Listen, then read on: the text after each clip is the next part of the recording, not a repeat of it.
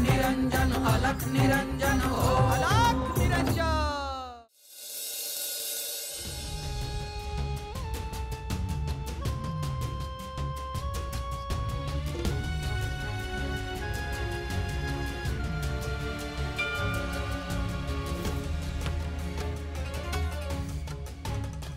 गहिनी, श्री दत्त महाराज हे आपले सद्गुरू आहेत आणि तू माझा शिष्य आहेस। तू जे काही कार्य हाती घेतलं आहेस त्याबद्दल मला तुझा सार्थ अभिमान वाटतो। तुला जेव्हा माझं सहाय्य लागेल तेव्हा तू माझं स्मरण कर। मी तुझ्यासाठी तिथे उपस्थित राहीन। माझा आशीर्वाद कायम तुझ्या पाठीशी आहे गहिनी।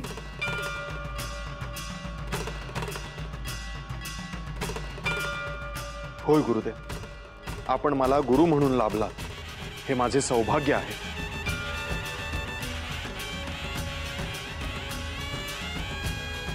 गहिनी, नाथपंथ म्हणजे पाण्याचा खळखळता झरा आहे। तो आपल्या मधुर पाण्याने वाटेत येणाऱ्या प्रत्येकाची तहान भागवतो। तू शोधलेला भक्ती मार्ग देखील तसाच असेल। गहिनी, तुझ्या कार्यामुळे तू नाथपंथाची मान उंच केली आहेस। तुझ्यामध्ये असलेलं मनुष्याविषयी प्रेम करुणा ही कायम अशीच ठेव। गहिनी, कर्माला भक्तीची जोड असणाऱ्या प्रत्येक मनुष्याला सहाय्य कर, त्यांच्या पाठीशी उभा राहा। अवश्य, मी आपल्या सगळ्यांकडून खूप काही शिकलो आहे। त्याचा उपयोग मी माझ्या कार्यामध्ये करेन।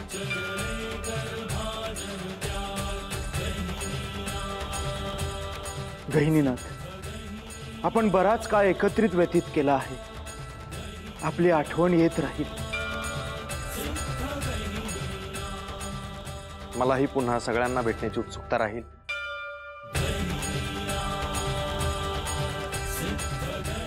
आदेश अलख निरंजन।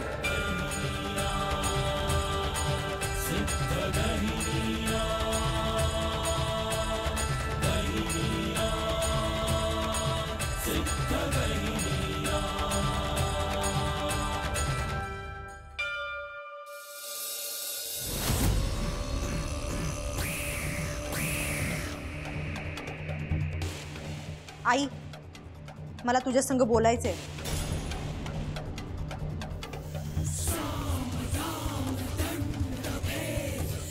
बोल की। आता मला इथं नाही राहायचं। इथं नाही राहायचं? मग कुठे जायचंय? आता माझं लगीन लावून दे। तुझं लगीन लावणारच आहे, पर थोडं तीच थांब। नको आई, आता बाद झालं। आपली परिस्थिती बघून मला नाही वाटत ग माझ्या संग कोणी लगीन करील। पण जेव्हा मी तुला म्हणलं की घरात खायला धान्य नाही, तेव्हा कोणीतरी आलं आणि धान्य देऊन गेलं। तसंच कोणीतरी बघ आणि माझं लगीन लावून दे। नर्मदे, तू या अंजनाईची पोर हाय। तुझ्यासाठी कुणी तर नाही, तुला असा नवरा मुलगा बघीन की त्यो सोन्याच्या रथात येईल आणि थाटामाटात लगीन करून तुला घेऊन जाईल। आई, तू हे समज कशाच्या जीवावर बोलतेस ग? आपल्याकडे असं काय आहे की एवढा श्रीमंत मुलगा येईल आणि माझ्या संग लगीन करील? काय कसं हे नका विचारूस नर्मदे। तू नुसतं बघतच राहायचं, पुढे काय काय होतंय ते। कशाला हे सगळं बोलतेस ग आई? हे बघ, सोन्याचा रथ वगैरे असं काही नकोय मला। साधा सज्जन व्यक्ती असावा, खूपच गरीब नाही, पण 2 वेळेला पोटभर अन्न मिळावं, साध्या गरजा भागाव्यात, बाकी काही जास्त अपेक्षा नाहीयेत माझ्या। आपल्या घरात काय परिस्थिती आहे ती लहानपणापासून जगत आली आहे मी. पण आता असलं जगणं नको आहे मला. अगं मला सुखाचा संसार करायचा आहे. नर्मदे थोडा धीर धर. असं थाटामाटात लगीन लावून देणार आई? अख्खी पंचकृषी तोंडात बोट घालन. आई अगं नको एवढा विचार करत बसू. त्यामुळेच आपले दिवस एवढे पुढे आले. आपण आपल्या ऐपतीनुसार लगीन करू. मला कमी समजू नकास नर्मदे. माझ्या पोरीचं लगीन असं साधं झालेलं मला बघवायचं नाही. माझा देव असं होऊ द्यायचं नाही. आई अगं किती वेळा सांगायचं तुला, का उगाच हट्ट धरून बसलीये? हट्ट नाही, माझं सपान हाय. आणि माझं सपान माझा देव पुरा करल. तुझ्या देवानं काहीही केलेलं नाहीये आजवर. कधीच सुख नाही दिलं आपल्याला. म्हणूनच म्हणते हे पूजा पाठ सगळं बंद कर. त्याच्या भरोशावर राहायचं सोड आणि माझ्यासाठी चांगलं स्थळ शोधायला सुरू कर. नर्मदे तू मला शिकू नका. माझा हे देव पूजा पाठ कधी बंद होणार नाही. माझा देव का तुला साधा वाटलं बाय? अगं कोप होईल त्याचा.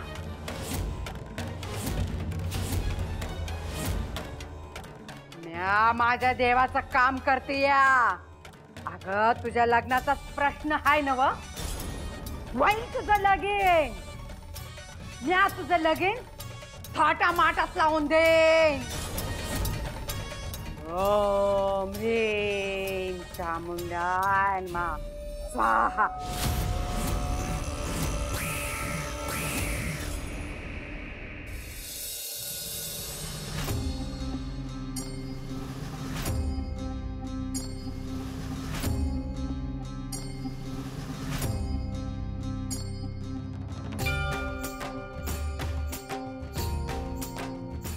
शुभम भवतु. गुरुदेव, आपण माझ्यावर जे कार्य सोपवलं आहे त्यासाठी प्रस्थान करण्याची मला आज्ञा द्यावी. तुला कार्य करण्यासाठी मी आणि श्री महादेवानी एक स्थान सांगितले आहे. त्या ठिकाणी राहून तू बराच काळ साधना केली आहेस. तिथल्या लोकांचा उद्धार केला आहेस. आताही तुला तिथेच कार्य करायचे आहे. दुःखी पीडित लोकांना सहाय्य व्हायचे आहे. अनिष्ट शक्तींचा नाश करायचा आहे. भविष्यात ते तुझे स्थान म्हणून नावलौकिकाला येईल. भविष्यातही ते स्थान सज्जनांना आधार असेल. तुझ्या चैतन्य लहरी सदैव तिथे वास करतील. गुरुदेव, मला नाथपंथाचे कार्य सदैव करता यावे एवढीच माझी इच्छा आहे. मग ते विविध ठिकाणी भ्रमंती करत असो किंवा एकाच ठिकाणी वास्तव्य करून असो. गुरुदेव, आपण मला जी आज्ञा दिली आहे त्याप्रमाणे मी त्या परिसरातील मनुष्य व सृष्टीच्या कल्याणाचे कार्य अविरत करत राहील. आपली कृपा असावी.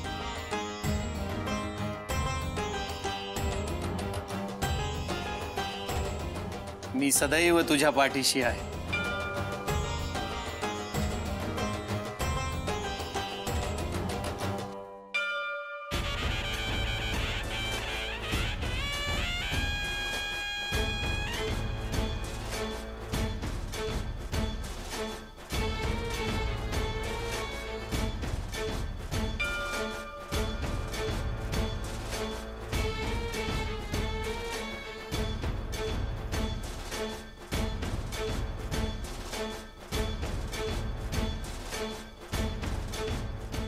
शुभम भवतु.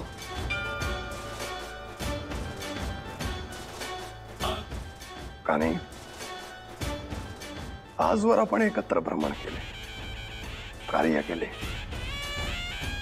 परंतु आता तू स्वतंत्रपणे कार्य कर. तू शिष्य म्हणून माझ्यासाठी कसा आहेस हे मी शब्दात सांगू शकत नाही. आता तू स्वतः गुरुपद स्वीकार, स्वतःचा शिष्यवर्ग वाढव. या नाथपंथाला आणि वाहतो अजून वृद्धिंगत कर. गुरु म्हणून तुमचं नाव लौकिक राहील असंच कार्य मी करत राहील. तुमचा मायेचा हात माझ्या डोक्यावर असू दे. तू आहेच कानी, चिरंतन काळापर्यंत तू राहणार आहे. कानिफा, तुझ्याकडे असलेल्या अजस्त्र शक्तीचा उपयोग करून राक्षसी प्रवृत्ती असलेल्या क्षुद्र विद्येंचा विनाश कर. अशा प्रवृत्तींच्या लोकांकडून सज्जनांचं रक्षण कर. अवश्य गुरुदेव. तू साधनेने जे काही कमवलं आहेस ते आता इतरांना दे. आणि जालिंदरनाथ जसं म्हणाले तसं तुझा शिष्य परिवार वाढवून त्यांना नाथ पंथाची शिकवण दे. होय. कानिफनाथ, आपल्या बरोबर राहून मला बऱ्याच गोष्टी शिकायला मिळाल्या. आपल्या सगळ्यांची लवकरच भेट होईल अशी आशा आहे. आदेश, अलख निरंजन.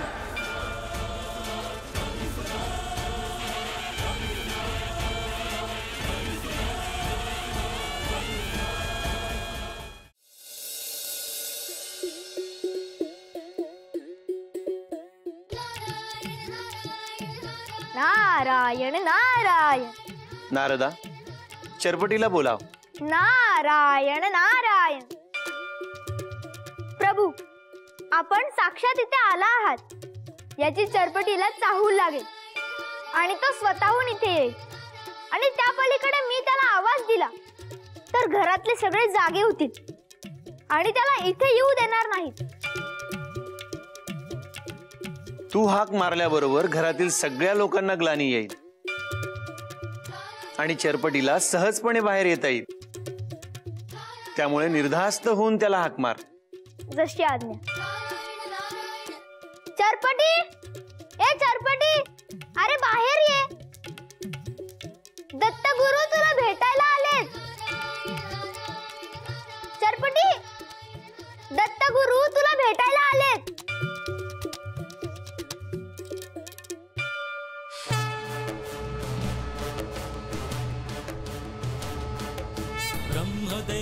ब्रह्मदेवापदस्पर्शी जन्मला सिद्धयोगी दिक्पलायन नारायण अवतरला. तो सिद्धयोगी चरपटीनाथ. शुभम भवतु. हे प्रभू, आपण प्रत्यक्ष इथं आलात. आपण मला एकदा दर्शन दिलं, त्यानंतर मला पुन्हा आपल्या भेटीची उत्सुकता लागली होती. एवढ्या लवकर ती होईल असं वाटलं नव्हतं. चरपटी, इथे क्षण क्षण महत्वाचा आहे. त्यामुळे तुला भेटायला येणं आवश्यक होतं. कार्याचा खूप मोठा डोंगर उपसायचा आहे आणि त्यासाठी आपण भेटत राहिलं पाहिजे. आज मला सहजपणे बाहेर येता आलं. ठाऊक नाही, पण घरातले सगळे ग्लानीत होते. त्यांना जाग आली तर अवघड होईल. चरपटी, तू तिकडची काळजी करू नकोस. आता ते सगळे काही वेळ ग्लानीतच राहतील.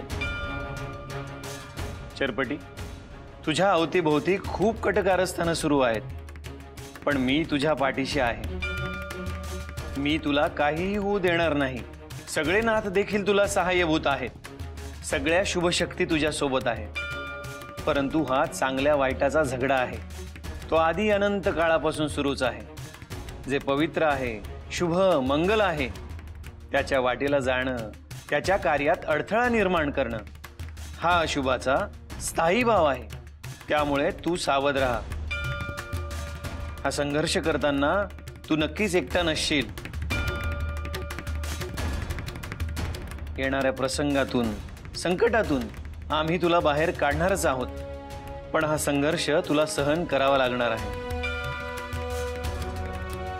असं समज, हा साधनेचाच एक भाग आहे आणि ही एक प्रकारची परीक्षाच आहे. मी पूर्ण प्रयत्न करेल प्रभू. आपण हे सांगण्यासाठी इथवर आलात हेच माझ्यासाठी खूप आहे. आता मला काय आज्ञा आहे? साधना कशी करावी, तप कसे करावे, नाथपंथ म्हणजे काय आहे, त्याची तत्व काय आहेत, हे शिकविण्यासाठी मी मच्छिंद्रनाथांना तुझ्याकडे पाठवत आहे. ते लवकरच इथे येतील. मी तुझ्यासोबत असेलच, पण मच्छिंद्रनाथ जे सांगतील ते ऐकत राहा, त्यांना भेटत राहा. त्यांनी दिलेली शिकवण तू आचरणात आण.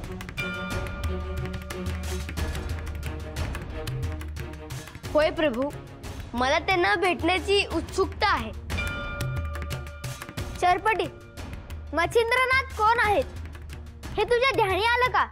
मच्छिंद्रनाथ हे नाथपंथांचे प्रथम नाथ आहेत. प्रत्यक्ष श्री महादेव आणि दत्त महाराज यांनी ज्यांना नाथपंथांची दीक्षा दिली ते मच्छिंद्रनाथ. नाथपंथांचे शिरोमणी आहेत ते.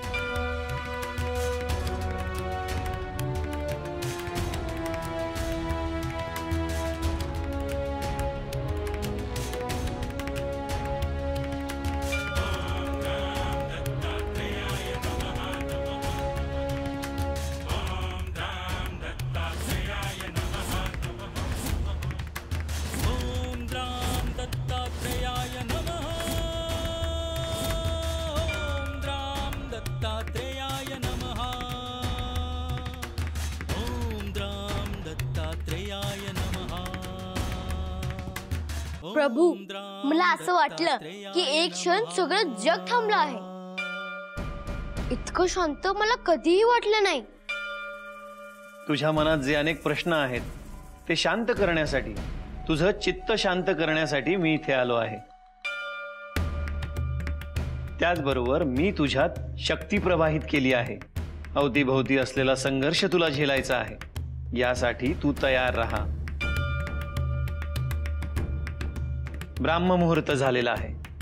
तू आता घराकडे प्रस्थान कर. आम्हीही प्रस्थान करतो.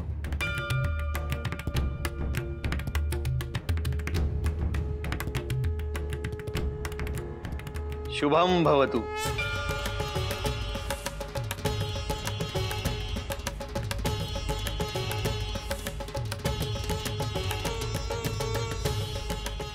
हे त्रिगुणात्मका, आपल्यामुळे मला नाथपंथाच्या कार्यामध्ये खारीचा वाटा उचलता आला. नाथपंथामध्ये अनेक देव देवी चेतना शुभशक्ती सगळ्यांनीच सहाय्य केलं आहे. नारदा, तुझेही सहाय्य होते आहे.